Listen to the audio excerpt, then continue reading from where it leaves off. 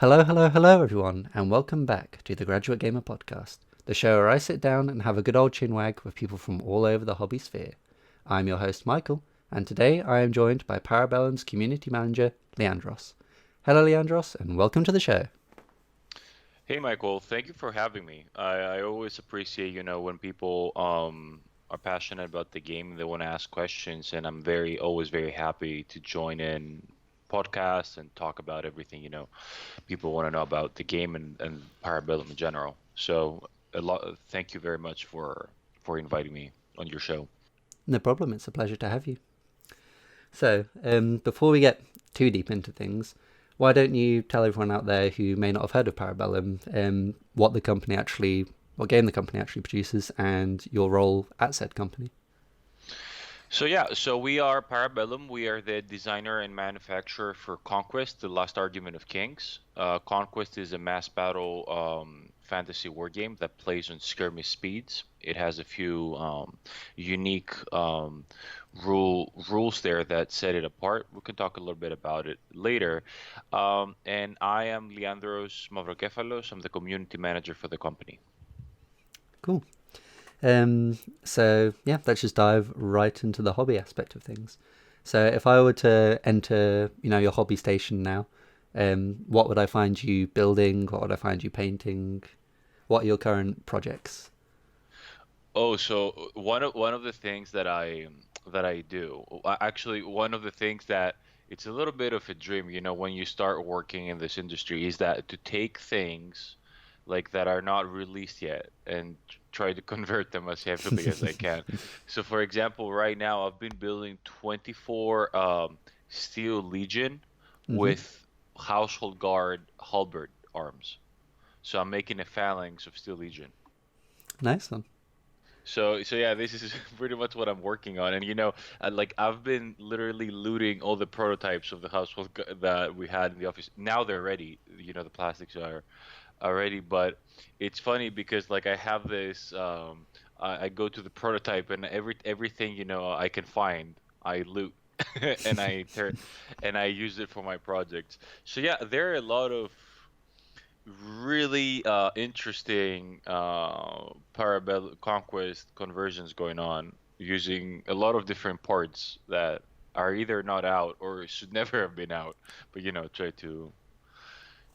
It's funny because when I started working in this, I would think that my first instinct would be to start getting as many miniatures and building the biggest armies I can, like I have the patience to paint, Hmm. sort of thing. But the moment you get into this line of work, I think you start getting a little bit more, like, more interested in doing the really cool conversions because now you have access to all these bits and all these different parts that you would need to ram it through different boxes. So that's an interesting that's something interesting that I didn't expect. So yeah, now I'm going for units of highly converted miniatures at this point. Nice one. So, would you say Hundred Kingdoms is very much your faction at the minute in Conquest? To be very honest with you, I'm a little bit guilty of that. Is that I build and convert whatever I I like at that moment, So Yeah. I have I have all four factions. But I work on the thing. I work on whatever I think of a cool idea for. For example, right now it's the Hundred Kingdoms. I like the new kit. So I want to start building these guys. And before that, for example, the minute I had Avatara and Lineage Highborn in my hands, I started working on them. So it's really whatever new I can get my hands on. This is what I'm building on at that point. At that point. Okay. At least it keeps things varied and that sort of stuff. Yeah, well, it's a little bit like I'm a child in a candy store sometimes. Too many too many things to get my hands on, and sometimes I don't know where which project to complete first. But yeah, no, I really like it. I really like, getting all these different components and putting them together in ways that I wouldn't expect. And maybe if I like it enough, I can scale it up to an army. So that's what I'm mostly doing when painting. Okay, cool.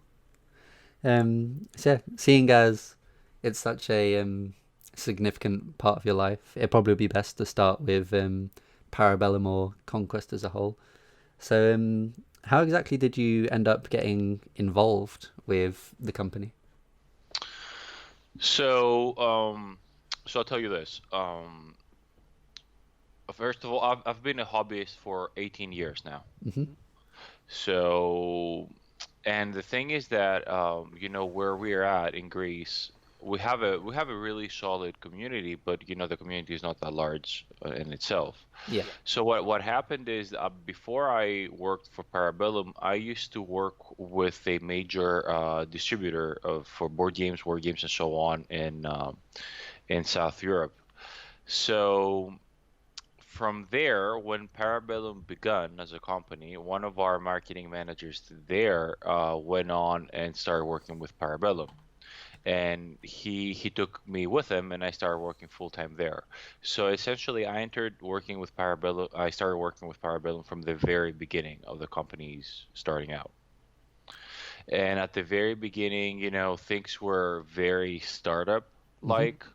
So I, you know, I was doing a lot of things at the same time. So at the very beginning, for example, it was when Alessio Cavatore was engaged in writing the basic rules for the game, and so I would do a lot of things from playtesting the game to creating early content.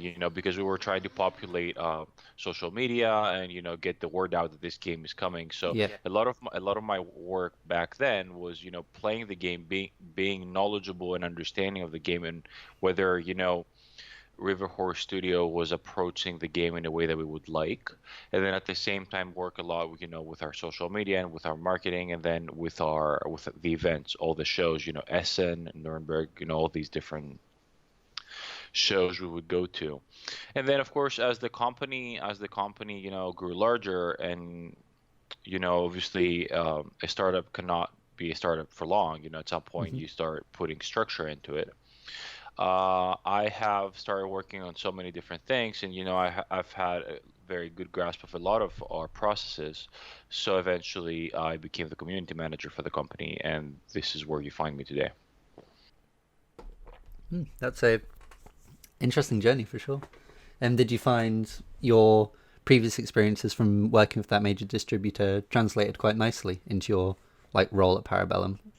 Yeah, because we did a lot of marketing work, we did a lot of events work, and we did a lot of solid, business communications in the other company that I was working at, and Hmm. then I've done a lot of other jobs, in the past, but I think there were a lot of things for me. There are a lot of transferable skills that I brought into my new position, and also the fact that I'm a huge gamer myself.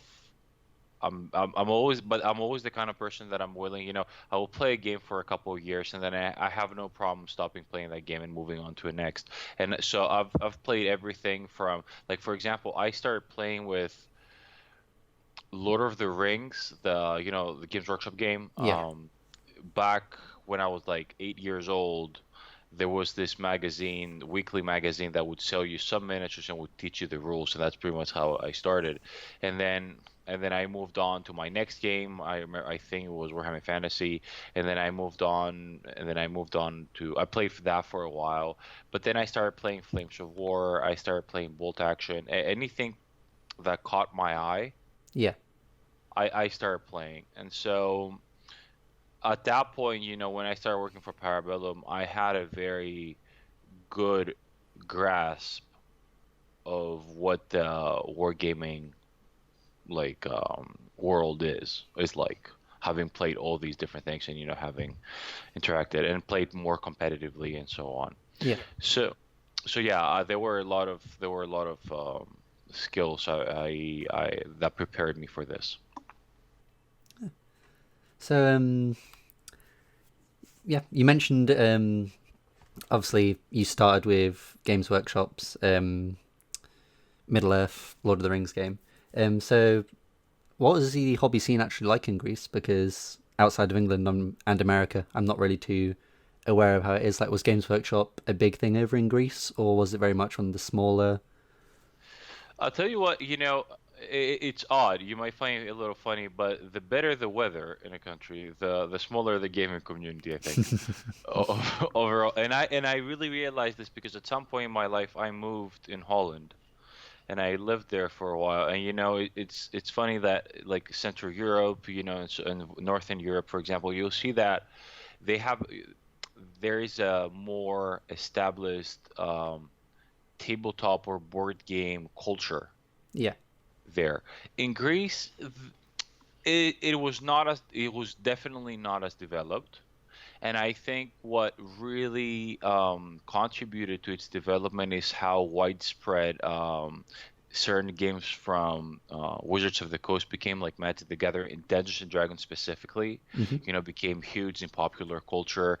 Video games became very prominent, and that really trickles down to the rest of these kind of industries. And I think that Greece really started realizing gaming as a alternative hobby when we were really deep within the crisis here. Because at some point it was a very cheap, way to entertain yourself and friends by going yeah, and playing a board game. And at some point, I think this is where a lot of people realize that board games are not just, Uno or like Jenga and so on. The really simplistic board games that most people were used to, but they realized that every board game, can have its unique challenges, its unique goals, and certain mechanics that make it very interesting. And that overall made any kind of tabletop game or board game very popular because it was now widely accepted. Before that we were, Greeks are a little hesitant with these things. We're used to sports, we're used to other, we're used to other more traditional forms of entertaining ourselves. But yeah, it was a very small community. It's the kind of place that everyone knows everyone, mostly in Athens. yeah. But now it's growing quite a bit, and you can see that there's a lot of other communities being formed throughout Greece, and that's always a sign of development for something in Greece. Okay, yeah. I suppose has it been like interesting helping the communities develop over there? Because obviously, I imagine like being based in Greece, you have quite the advantage of being able to market Parabellum and Conquest over there. That's true. That's very true. There's a lot of support that we give towards, Greek stores and Greek communities here. And it's always very easy for me because, what happens is that, the shops and the retailers that would want to stock Conquest are the shops and the retailers that I grew up playing at. Okay. So right, because they're not, once again, they're not that many. They're getting more and more now, but even the people that are opening their stores now, I knew from years back, from tournaments, from playing together. Yeah. So it's the advantage of having this small community that as it's growing, you get the advantage of knowing, all the people that played an important role in it.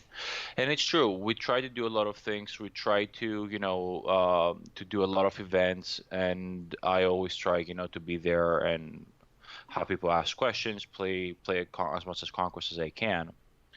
But the Greek market is not a really big one, and it's the kind of market that really adopts a game if it is popular abroad.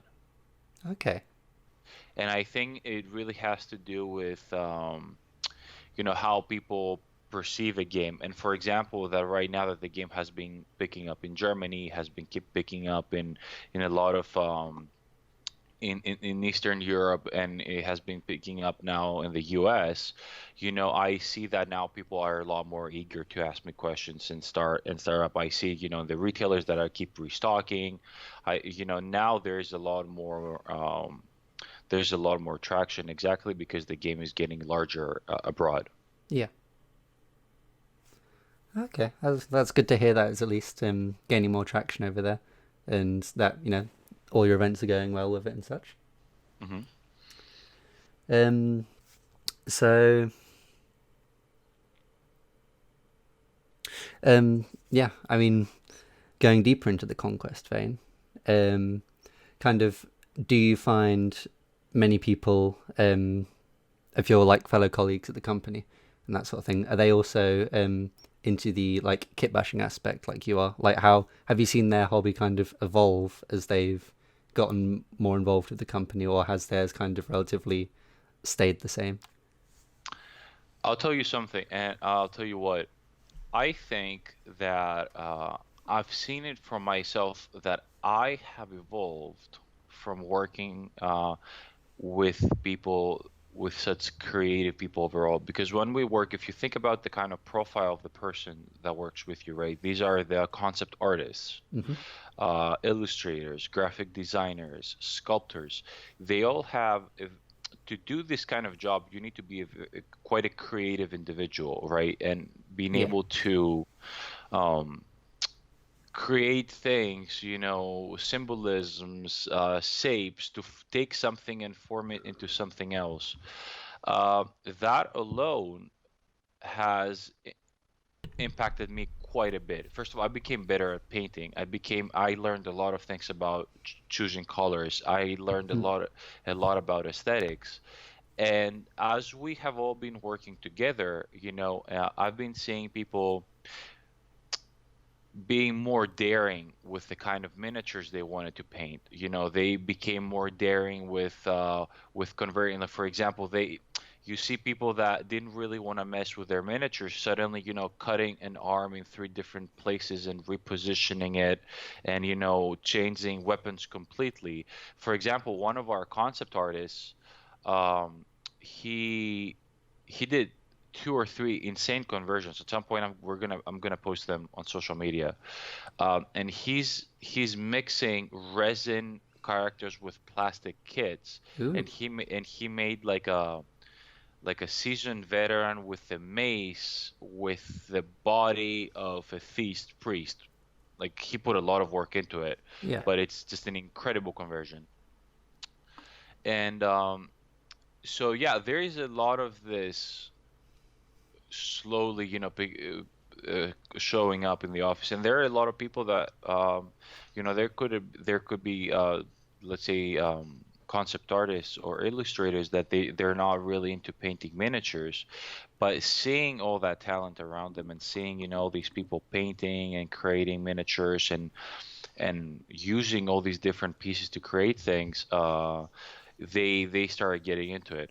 But of course, we always have our, what we call, the Frankenstein department, which is like we take parts from failed prototypes, and then they're being put together to create things that make very little sense. I've seen entire chariots being created from like force-grown drone parts and stuff. Like, it's insane.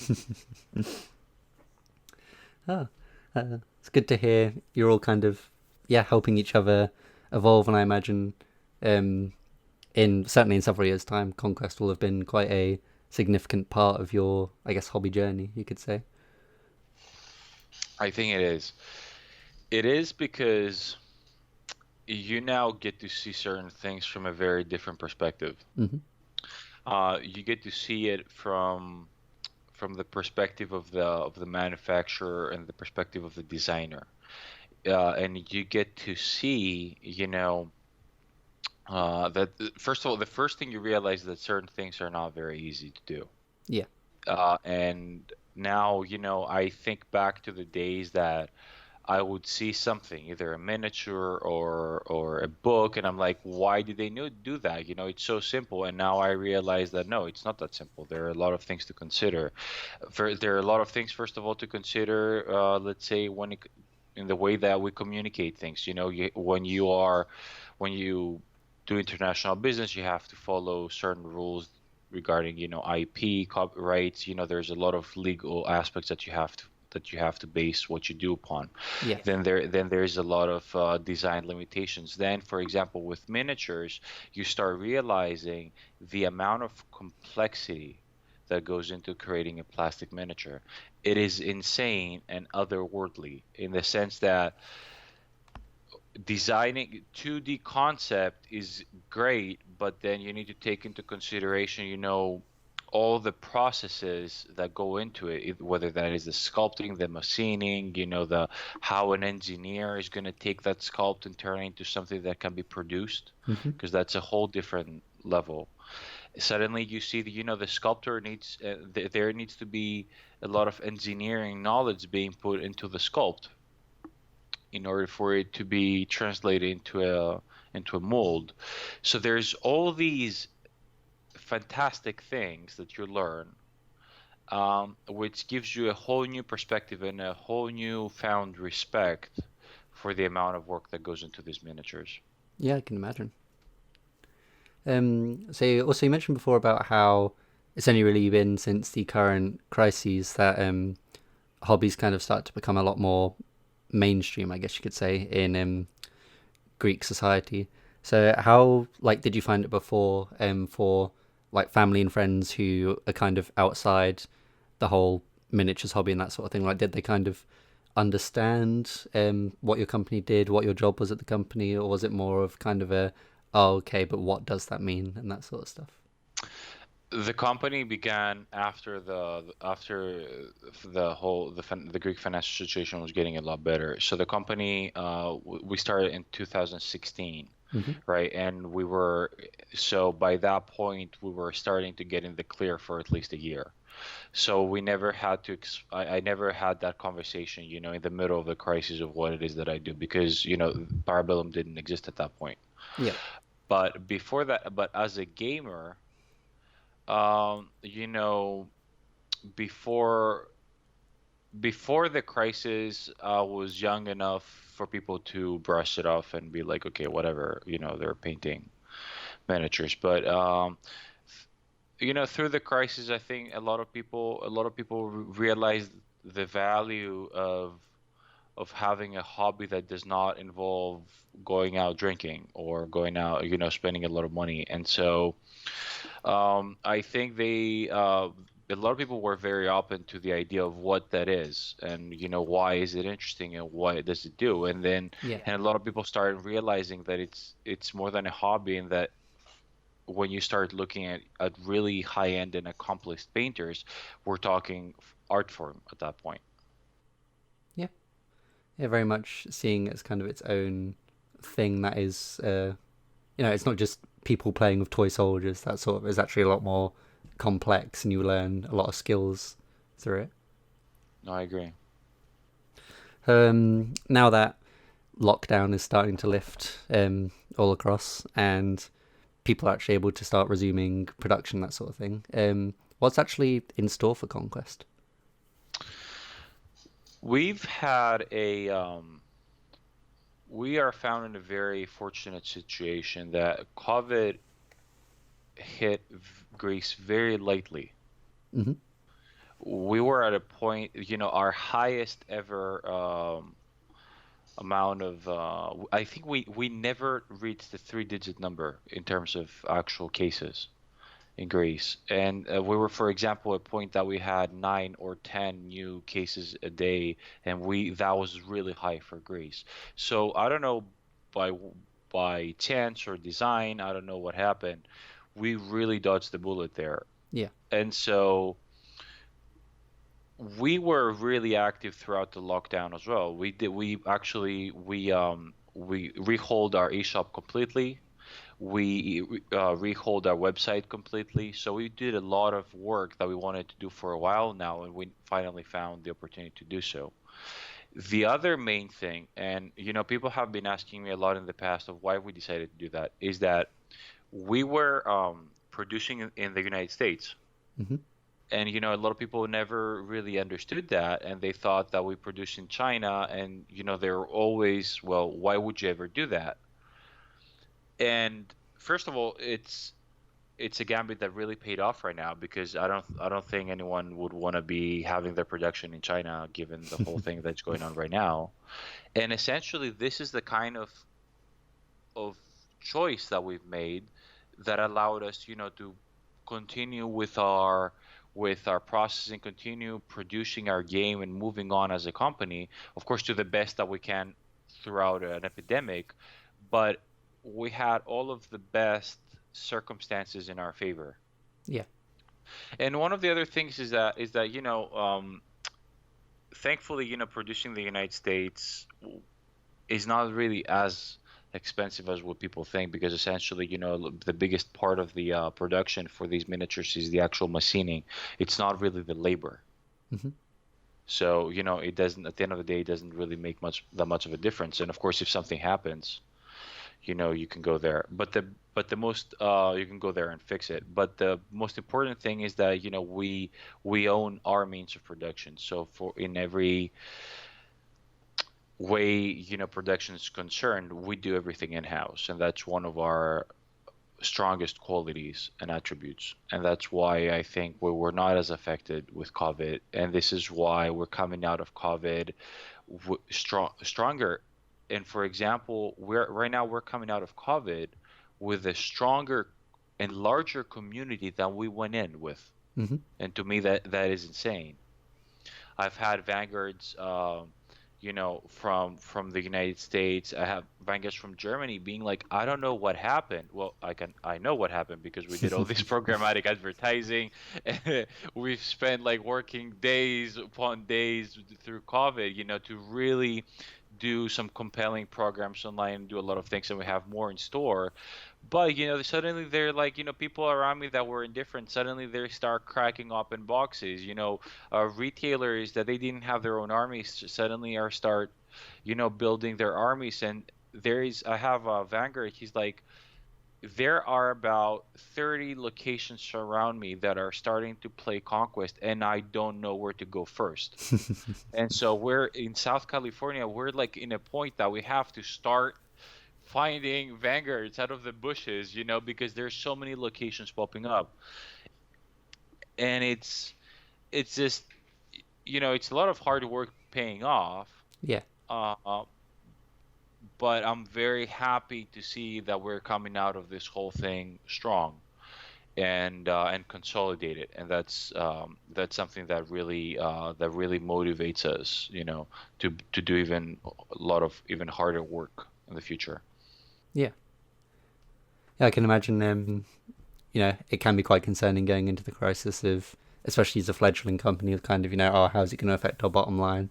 But I suppose this one also kind of had the benefit of either a lot of people have cleared their hobby backlog, or a lot of people kind of realized, oh, I need a hobby during the lockdown, because sometimes life can be so busy going out and doing stuff that when you're actually forced to sit down and sit still for a while, you realize that you don't really do much outside of, existing outside. That is very true. What you're saying, I think it's very insightful. I think a lot of people um, are not used to being, with themselves for too long. Yeah.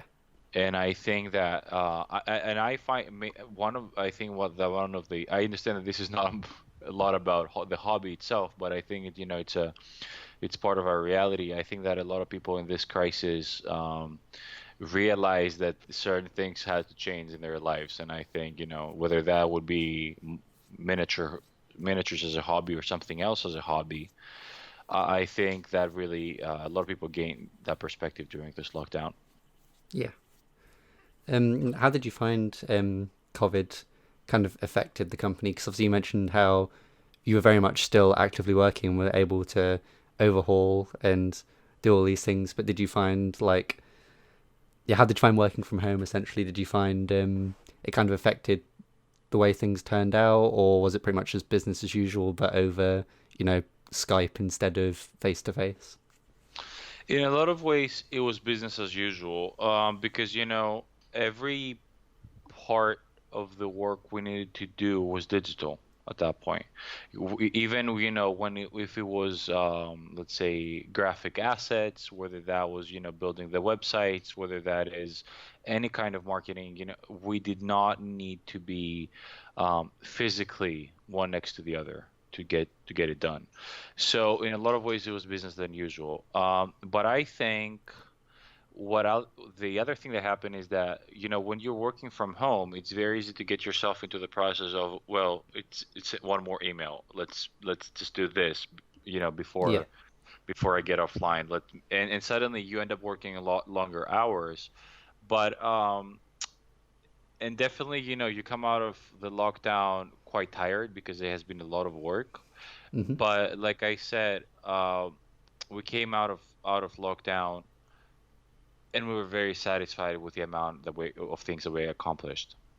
I'm not gonna lie, I took a week off after after lockdown, but still, I'm very happy with um, with how things turned out and with the amount of things we accomplished. Yeah, that's good to hear. So Conquest has quite the exciting release schedule. Like you publish kind of the next couple months in advance, so people know what's coming for what faction, that sort of thing. So do you? What's kind of coming beyond the current release schedule? Because obviously the new version of the rulebook has just entered print as well and is now available online. Um, so what's the next kind of step in the evolution of Conquest, would you say?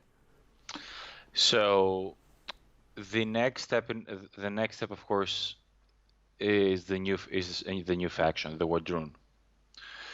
Uh, Actually, there are quite a few things, so let's take it one by one. One of the goals that we for us is always current and always going on is populating the factions. Hmm. So, for example, right now we have Household Guard, Gilded Legion coming. We have Huskarls coming. Um, so, we have Avatara, we have Lineage Highborn coming. There's a lot of things a lot of command upgrades, Yeah, coming for your armies. Then we also have a skirmish version of the game that is coming, and it's actively being worked on. It's in late alpha. A lot of vanguards right now are part of the playtesting process. The skirmish game is essentially a narrative device to experience the lore in a different way, but of course at the same time being a game in and itself. yeah, So it will allow a player to use about two or three regiment kits, and essentially from that you can make your warband essentially. So you play down to the warband level rather than the army level that Conquest plays. So we're gonna show more things about that, and we're gonna be running some promotional material on that and showing people how that works. But the point is that it's a skirmish game that plays very close to how Conquest plays, yeah, but it provides its own set of challenges and tactical opportunities to explore. Then the other thing, of course, is that we have the Wardrun as an X faction, and our version of the Undead, hmm, the Old Dominion, as part of our next releases. And I think that this is going to be an important part in the evolution of Conquest, because what we are concerned with is to bring f- out factions that are genuinely different in the way they play. So it is introducing these different mechanics and have them balanced out and play within the same game system. It's going to be very very proving of what the game's engine is capable of doing. So we're very excited about that. And the other thing, of course, is that we're going to be launching a living world. hmm, This is something that is already being worked on, and it's going to come most likely.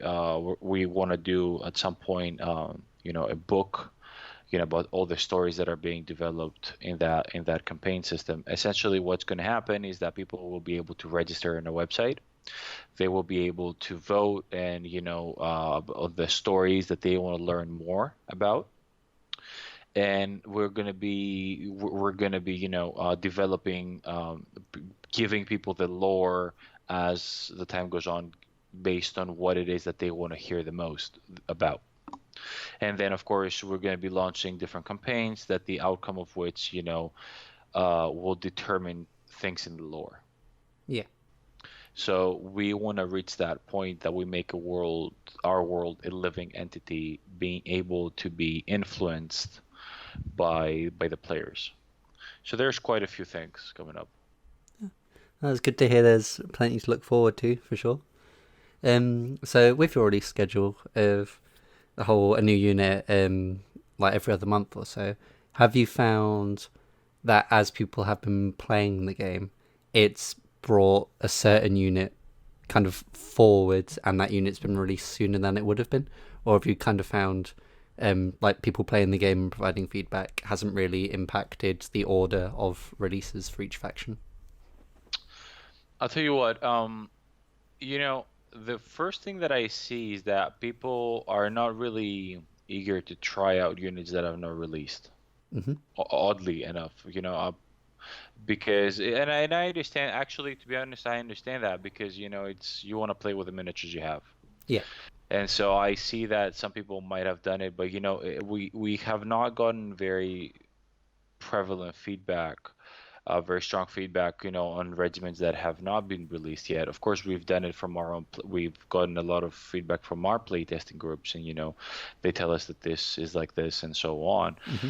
But I think that at the end of the day, we have done a good job so far anticipating what our players would like as the next release. And the reason I'm saying that is because the way we are releasing regiments is we think about what kind of new rules they're introducing into the faction, what kind of new synergies they allow, and whether, for example, the faction is missing some core element of a certain class. For example, the Huskarls are important for the Nords because the Nords at this point are missing even just a medium infantry. They have the Raiders and the Stalkers, but they need some medium infantry. And for example, there's a lot of releases for the Nords coming up because we want to populate them and boost them up.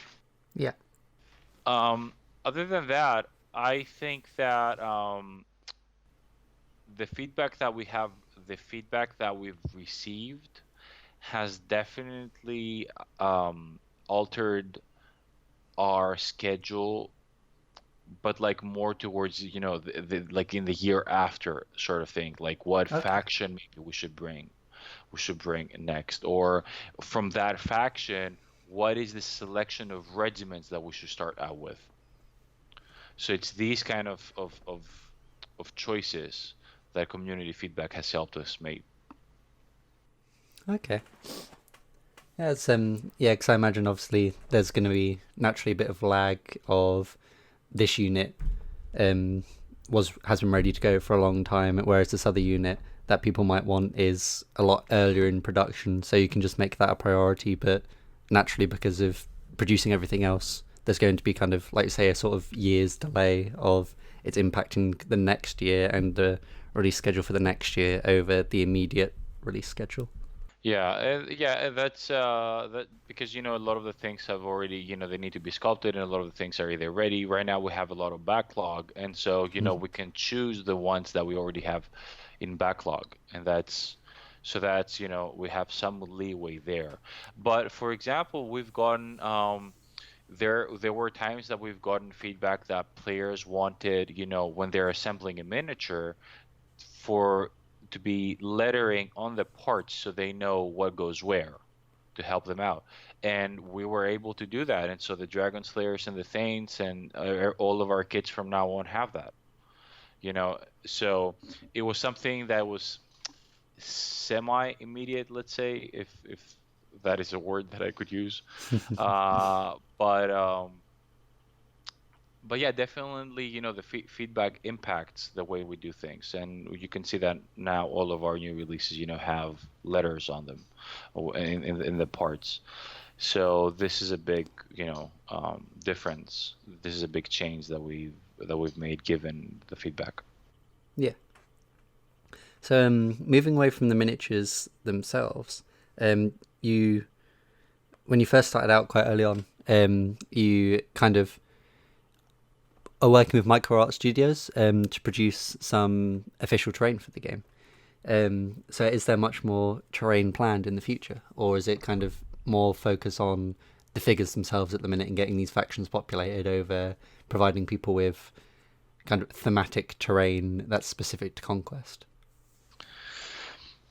We are always very interested, in providing everything that enhances the Conquest experience. At this point, if you consider that you know, um, we launched the product last July, so we're really essentially, regardless of the fact that we've been working on, on the game since 2016, Hmm.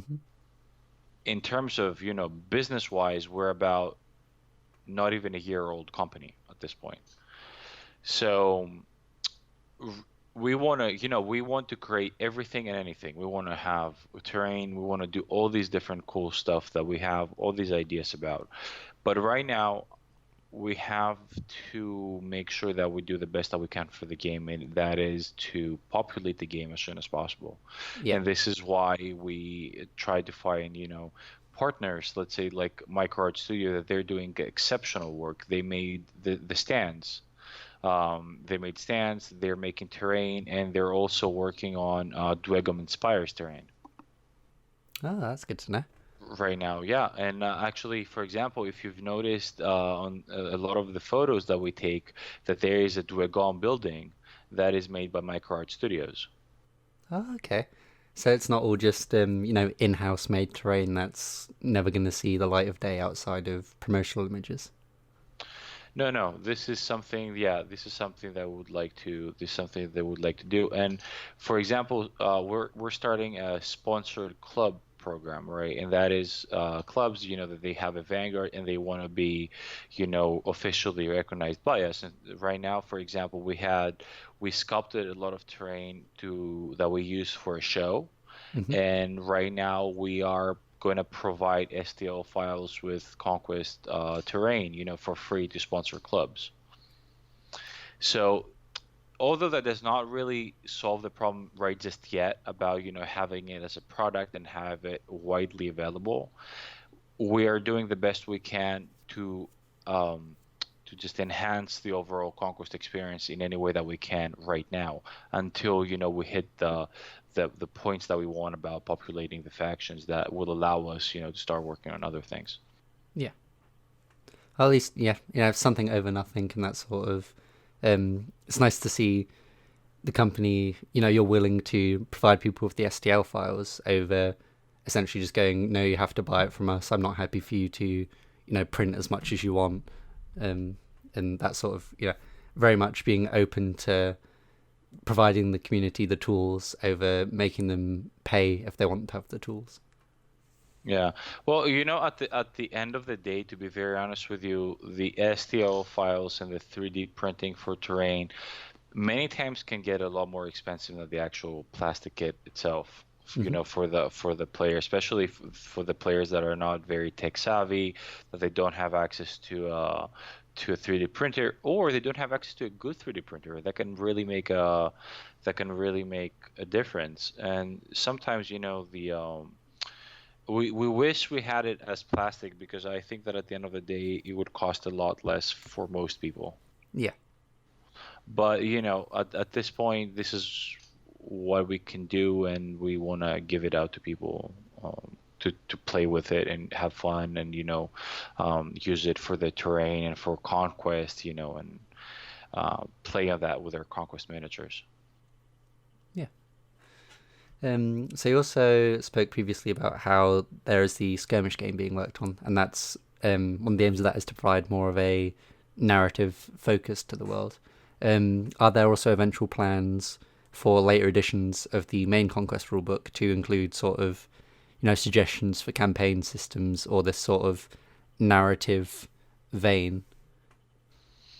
D Definitely. The way we're going to be approaching this is that we're going to be splitting these in to their own separate, books essentially. So we're going to have the Conquest Rulebook, we're going to have the campaign and narrative play separate, and then we're going to have the skirmish game separately. Of course, everything is also always going to be found online for free, Hmm. but the point here is to create separate things and not to overburden one book. Like with this companion rulebook, we managed to put in there about 109, I think, pages of lore and art. So we would like to keep it like that, for next rulebooks as well. Because if we were gonna put, let's say, a campaign system in there, it would eat up a considerable amount of space for that. So we rather have it as three separate books and pack in there as much lore and art as we can. And trust me, there is hundreds of pages of lore worth of putting in these books, and doing that rather than trying to put too much in one book. Yeah, that's good to And know. that doesn't really make much of a difference for the people that they don't want to buy the books and they just want the rules, because, like I said, at the end of the day, they're all gonna be available online for free. Yeah, But for those that are buying the books, we want to make it as worth it as much as possible by giving out as much lore as we can. yeah, that's good to know. So that's something I have noticed is I've really admired how kind of more accessible it's made the game by having all the rules for all the factions and all the core rules available online, because a lot of people I find are hesitant to start a new game if they have to go and buy these books that they might not necessarily use if the game doesn't really take off. Whereas if there's not as much investment on their part of, oh, I can just pick up a starter set and I don't need to worry about picking up this tome that has all the rules for this army in and that sort of stuff, and it kind of removes some of the I guess risk of the purchase for them. No, yeah, I agree. And it might sound a little cocky what I'm about to say, but I have so much faith in the system as a game system that I believe that if a player gives it a try, they're gonna like it.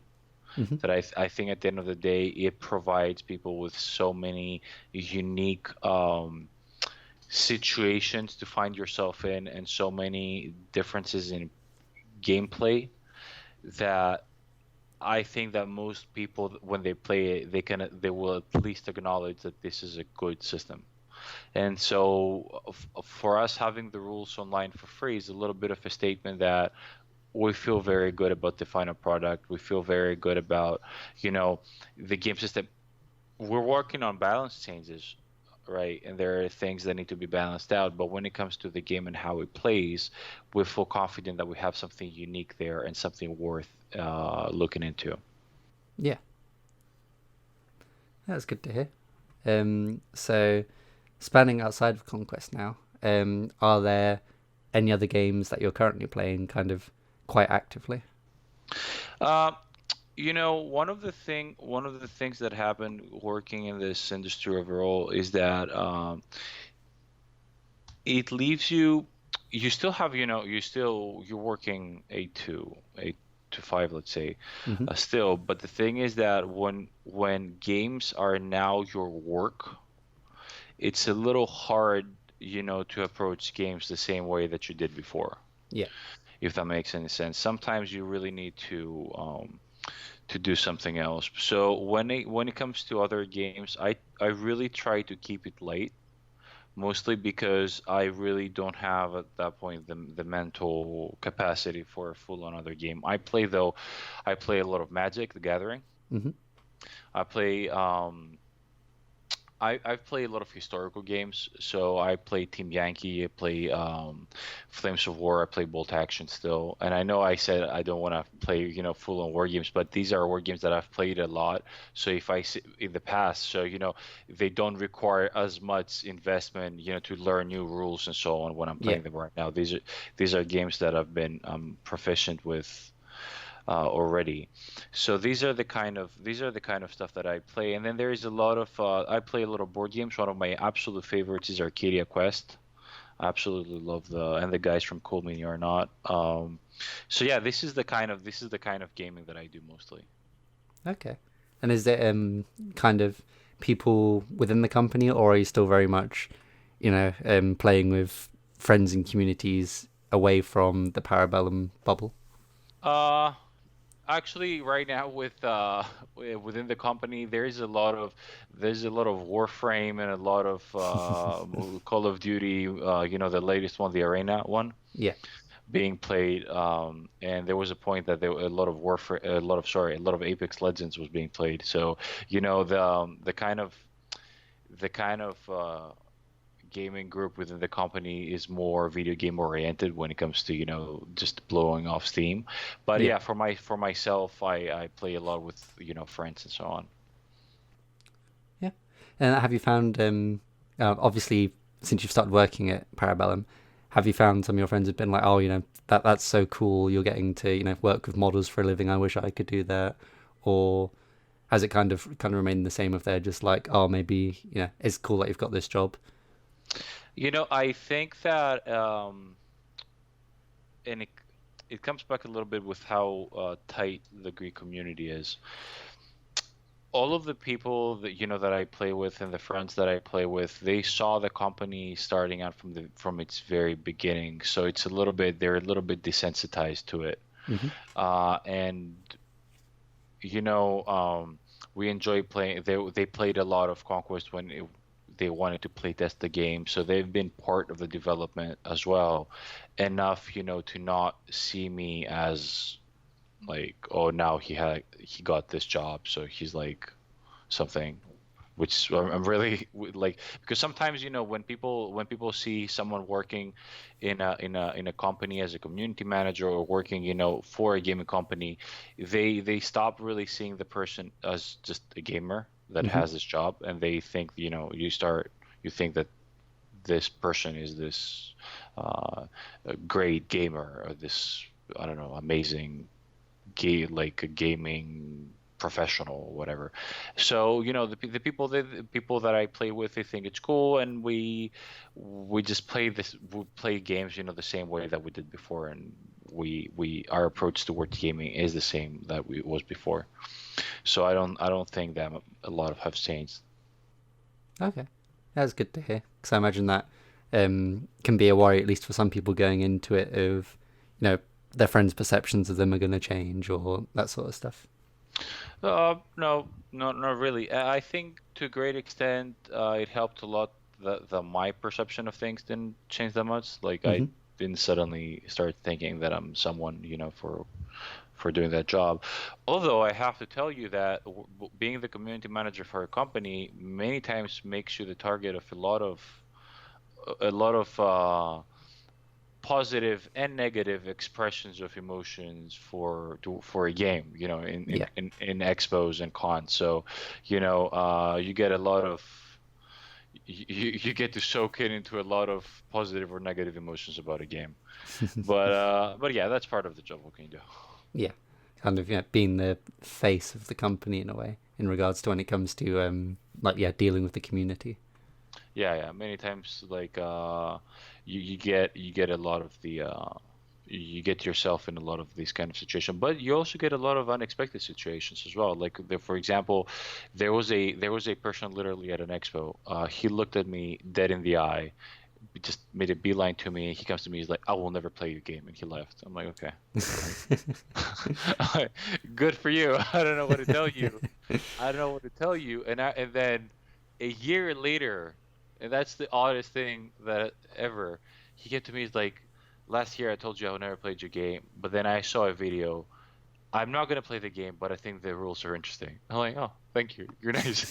Like, you know, these are really random things that happen a lot, and people, I don't know, many times see me, as this place to really just place their arguments, or to say whatever they want to say. I'm like, good for them, but you get these little things, working Yeah. that job, which is funny, but it really adds in a good way, in the whole experience. Yeah. Something, unique to it, and all that sort of keeps it interesting in a way. Yeah.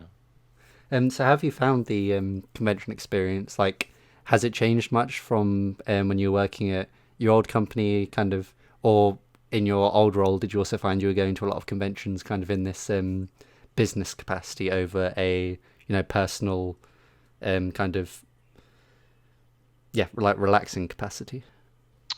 To be honest with you, no. I didn't travel with my other jobs, and that's actually quite a stark contrast with the amount of traveling that I have to do now. Hmm. Because, for example, sometimes we go to the US 3, 4 times a year, and then we have many times there are periods of time that we have a trip every month. Or it has happened to me, for example, that I was in Ireland for a trip, then I came back maybe 1 o'clock in the morning, and then I got home about 2. I had to wake up at 6 o'clock in the morning to go to a distributors meeting here in Greece. I had to stay with everyone until late at night, and then I had the next day off, and then the day after that I had to fly out again. Oh wow. So yeah, there has been situations like that, and it's, it's something that has completely caught me off guard when I started doing it. But now I'm a lot more experienced in handling with this, and I'm also a lot more experienced in just on the fly problem solving in a foreign country, many times not speaking the language. Yeah. This is the kind of skill set that you develop really just by being thrown into it, because there you just need to find solutions to problems that you might not have even thought existed. Like right now, for example, when I'm packing for an expo, I'm packing things that before that I would never even think of packing. Like I have wood blocks with me, because I know that every time I go there the crate gets butchered, right? Like little things like that, they really come, like I start picking up carpentry at some point. I'm not even joking. Like I have to be we've made so many repairs in wooden crates. I don't think I've done that much work in my house, right? Right. And it's odd because you pick up all these odd skills, and the one of the most important thing that this has taught me is that you need to find a solution, and you have to commit to it, because there is no option of not of going to an expo and not exhibiting. Yeah. There's no scenario like that. It doesn't matter what the problem is, it has to be addressed. And so you really learn to be very assertive and very quick on your feet and very aggressive, but aggressive in the way that gets goals completed, not aggressive as in loud and so on. Yeah. So I think that yeah, this job is definitely in stark contrast with what I've done in the past. Yeah. I mean, as well. So one aspect of your job is also obviously going to people within the tabletop industry, like content creators and that sort of thing. And kind of have you found was it much different to your previous job as working with the distributor? And how have you found working with all these various content creators in the industry? You know, um, yeah, definitely. You talk with a very different kind of profile of people, because like with the other jobs that I've done, it was either to set up a show, you had a supervisor, it was a much more traditional Hmm. uh, way of doing work. Right now, you get to socialize and get to know a lot of people from this industry. And one of the nicest things that I think that's happening is that not just content creators, but with other people from other businesses, is that many times you find the same people in every show, and that on its own has made has gotten gets you accepted into this informal group of people that are happy to see each other when you go to a show, if that Yeah. if that makes any sense. But and when it comes to content creators, you definitely get a very good glimpse into that world, into how that world works.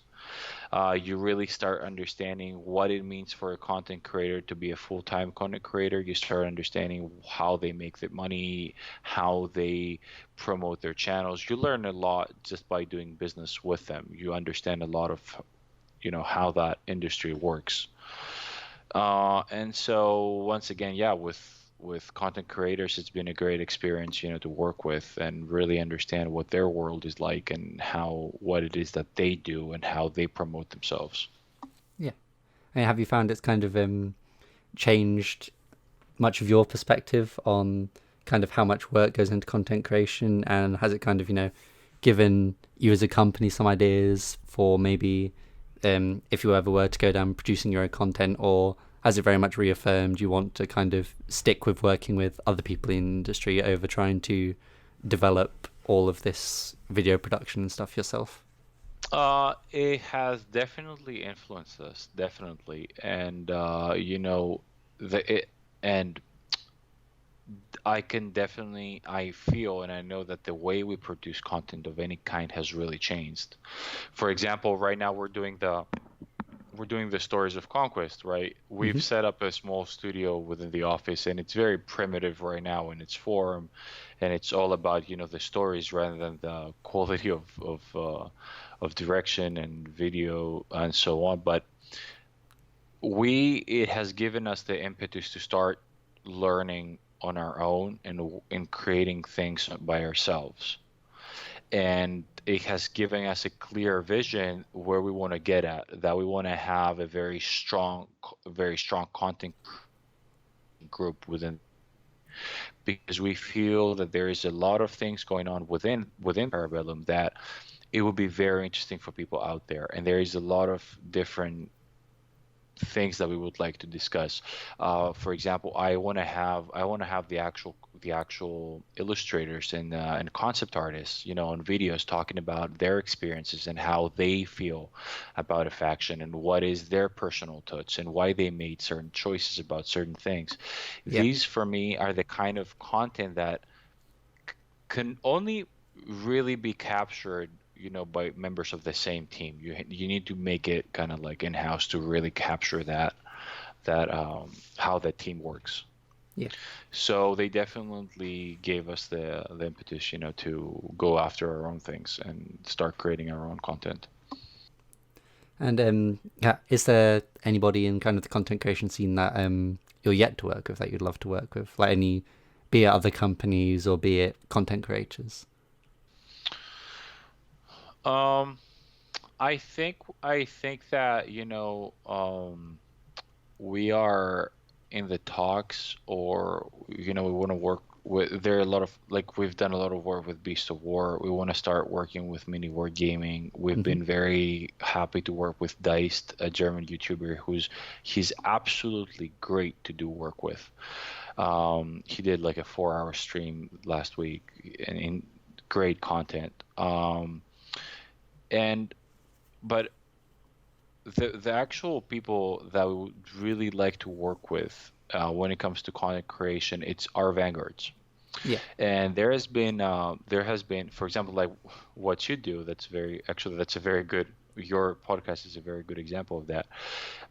One of the things that we've realized, and a way in which our perception of content creation really has changed, is that, when we started with the Vanguard program, I'm not going to lie, what we had in mind was the more traditional way of doing work. The Vanguard plays at a store, people see the game, they're all happy, community is built, and so on. Hmm. But the lockdown, in addition to all the experience that we've gotten from content creators, has really highlighted how content creation is an important and integral part of community building.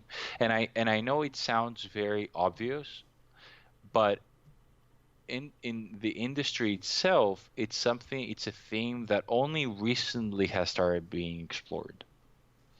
To have, because many people, for example, like us, we invest a lot in our vanguards. We send out a lot of stuff. We try to support and sponsor as much as we can. And I understand that there are many companies that they see it that, well, if they give out as much support, they would want to have a way to see whether all that support pays off, in the sense that, oh, is there a big community there, kind of thing. Yeah. But we decided, and it's something that we've realized very early on, that community building really is not like that. It's not, you cannot always, attach a number to everything. Many times you need to give tools to people to develop themselves and develop their kind of content and develop a community in the way that they see fit. For example, for me, a great example is Vanguard Audicus, right? He started by doing certain demos, but now he created Underspire. Hmm. And he does a lot of great events through that. And he told me at some point, something, he's like, this is much more like my thing. This is the kind of things that I do better. And I realized that, and I think that that's a lot better to give you the opportunity to be an online content vanguard, ra rather than make you do something that you don't feel comfortable doing. And so we've decided, and we really changed our focus with the Vanguard program, is that we want to allow our Vanguards to become leaders, content creators, community builders. We want to help them become what they want to become, because we understand that at the end of the day, we do a lot more good work like that for the community, rather than putting you in a very strict program with very strict and very defined um, rules and the way that you would approach the community.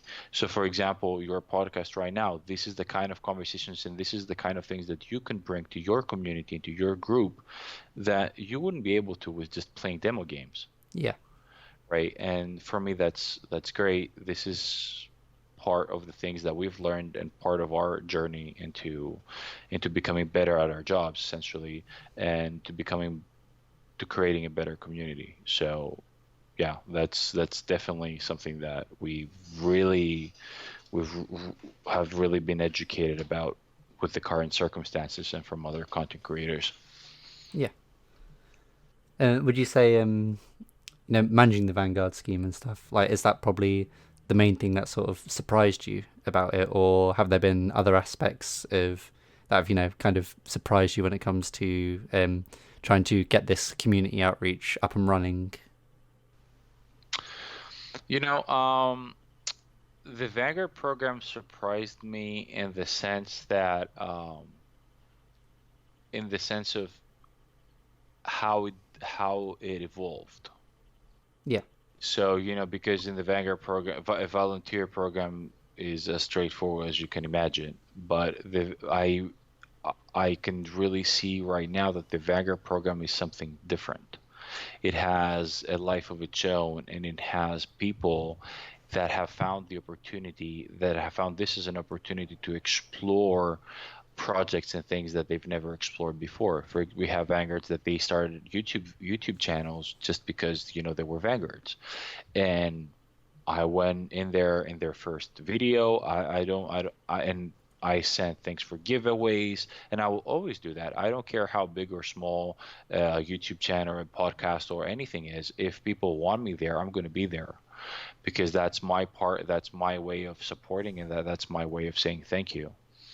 The other thing that really surprised me is, how really warm people were to the game when they've heard that it's not a Kickstarter. Hmm. And again, it might sound very obvious, but that alone, people hearing that, oh, it's not a Kickstarter, right? Oh, it's everything in-house. Oh, you're not producing in China, you're producing in the US.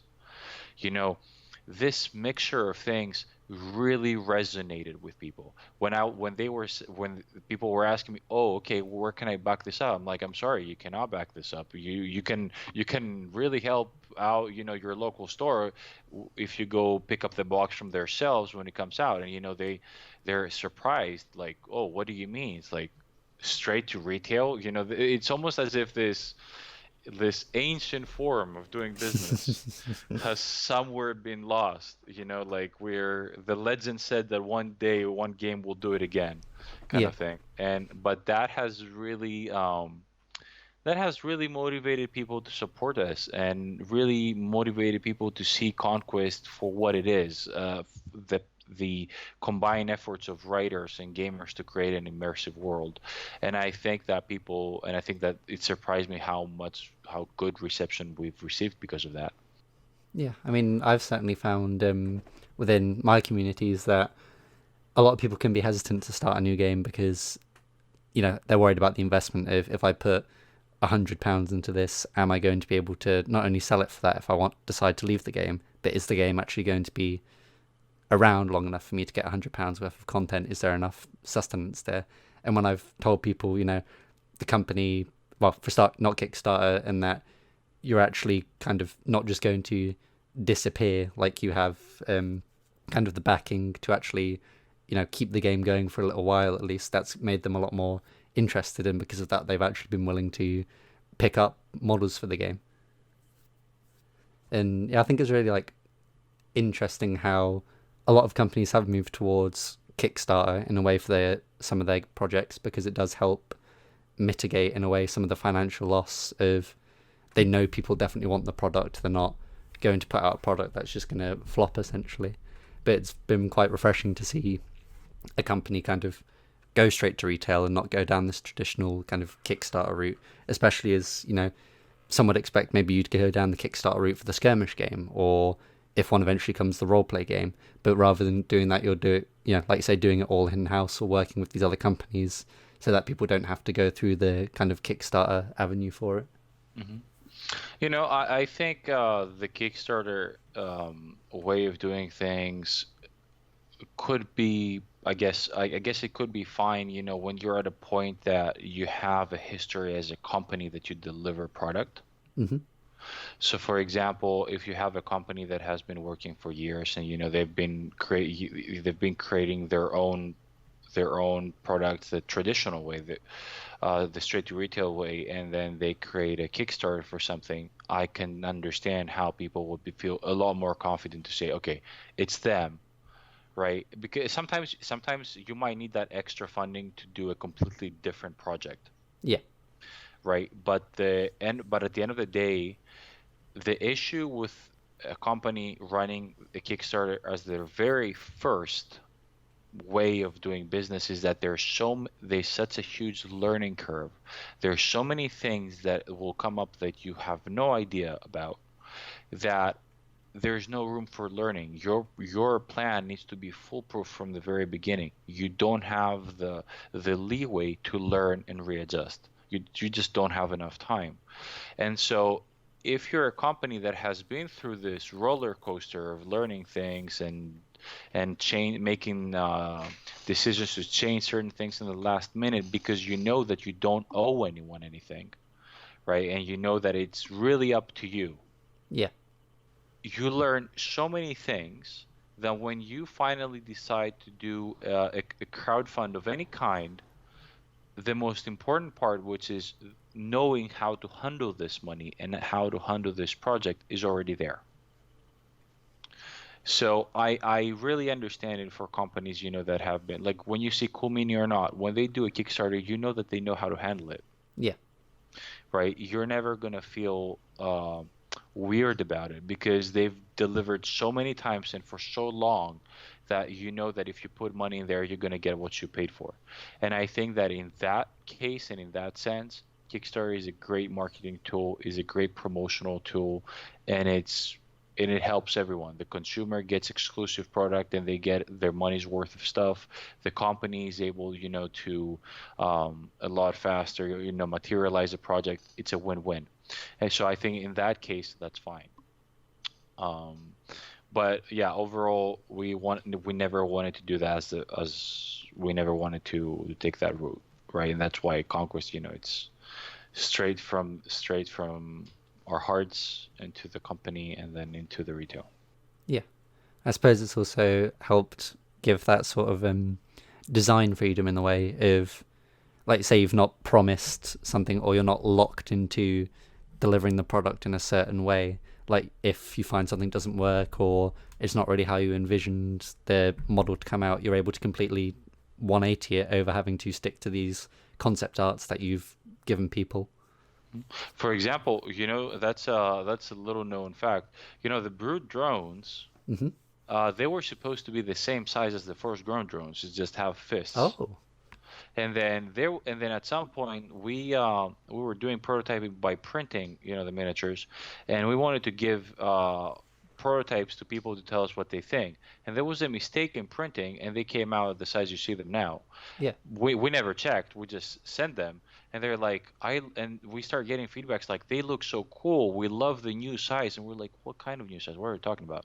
And then suddenly we see this absolute brute of a miniature, And we're like, yeah, this works a lot better. We like it like this, so it's gonna get like this, and that's pretty much why the Brood drone. And essentially, the Berserker drones is what the Brood drones would have been. Oh, okay. There's some of those happy little accidents. Yeah, we made a different design when it comes to that, and of course now where they found their place there. But yeah, like things like that really happen, and things like that at the end of the day allowed us to create an arguably better miniature. I think at that size they look a lot better than they would look if they were just first-grown drones with fists. Yeah. And so this is the kind of things that you get, when you decide to take your time and build a game, a world, not a project. Yeah, that's certainly something I've liked a lot about the development of Conquest, is how there's so much kind of world building behind it, and how there's a lot more focus on kind of the narrative of let's build this universe over let's stick these models out and then come up with, why they look the way they do, why what they do, that sort of thing afterwards. And I know quite early on when I found out about the game, when it was pretty much just the website with concept art for all the figures, that's kind of what really drew me to it, of how there was a lot of lore, even though there was no actual kind of product being shown off yet. I was actually like, oh, this is actually kind of, there's a lot behind this. There's a lot of meat to it. It's not just here's some figures, here's a paragraph about why the figure, looks the way it is. That's it. That figure's done. Hmm. And then, I mean, I imagine, the lore kind of developed a lot over the past 4 years when it came to the development process. Definitely. And I know you're more community managerial aimed, but did you actually kind of touch the lore in any way? Like, are there any units that you've particularly helped the lore team work on, or have you very much just kind of admired their work from afar? Um, it's funny. One of the thing is what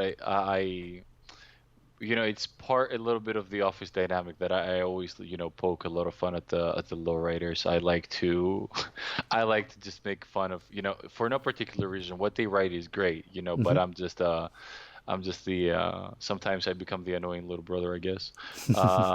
Poking fun and just really, if I see something that I can find a funny spin on, I tease them a little bit. Sometimes I get banned from the writer's office, but sometimes they don't allow me in there. No, but the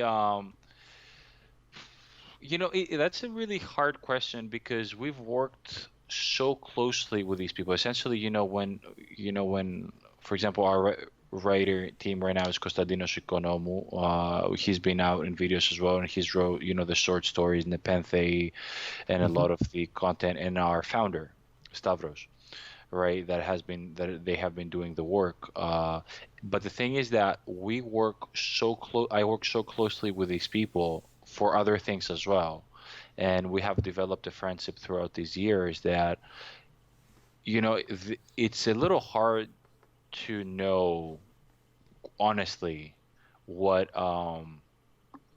if I have in any way, influenced something. Like sometimes we would throw ideas, but in the same way, every part of the team would throw out ideas, right? Yeah. Um, what I can say that but what I did have my hand on. Have you seen this force-grown drone that we use in graphics, like Yes. painting? So there's a little bit of a hint for you. This is drone 0113. So 0113. Hmm.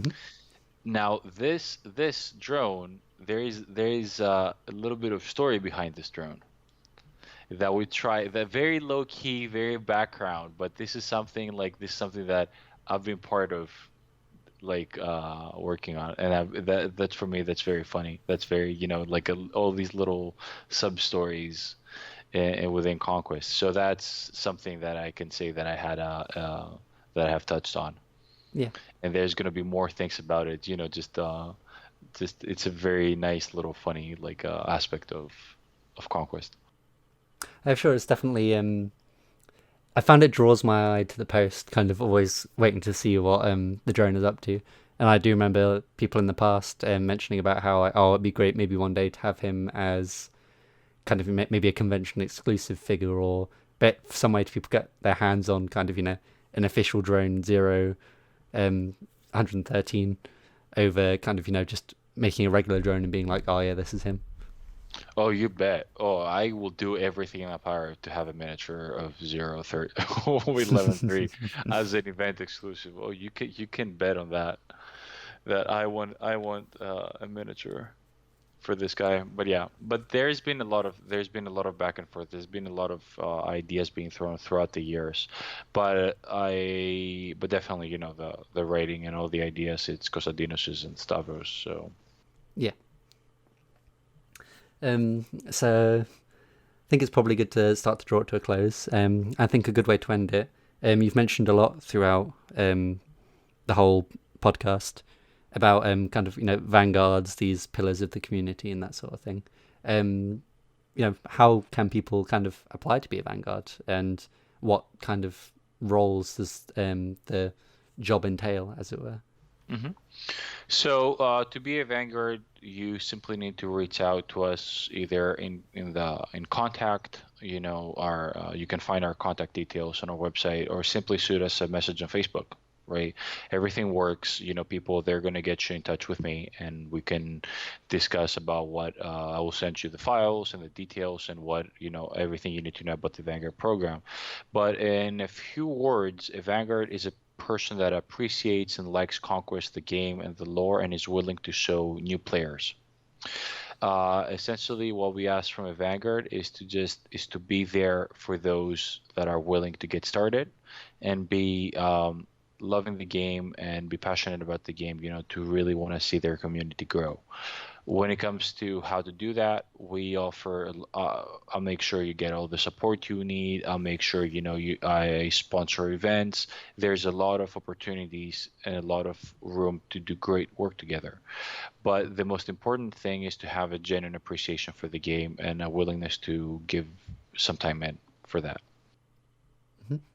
And obviously, people can go to your website to find out, plenty about the game. And as you mentioned before, the Beast of War Strike on the Tabletop guys, they've got several videos with you both from before the game was released up until kind of since the game was released, and where the game's heading in the future. And there's plenty of resources out there for people to have a look at to find out both more about the game and how they want to get involved with it. Cool. Well, thank you very much, Leandros. Thank you very much for having me. That was a great conversation. We touched on a lot of nice things, and I really appreciate you inviting me and having me on your podcast. So thank you a lot for that. No problem. It's been a pleasure to have you. Thank you, dear viewers, for listening to the latest episode of the Graduate Gamer Podcast. A big thank you to Leandros and Bellum as a whole for joining me on this episode. If you enjoyed it, make sure to drop a like. And if you want to see the Conquest content I have coming later this month, and so much more, make sure to subscribe. Also, if you have any feedback, guest suggestions, or simply want to join in the conversation, make sure to drop a comment down below. Otherwise, I will catch you all in the next one.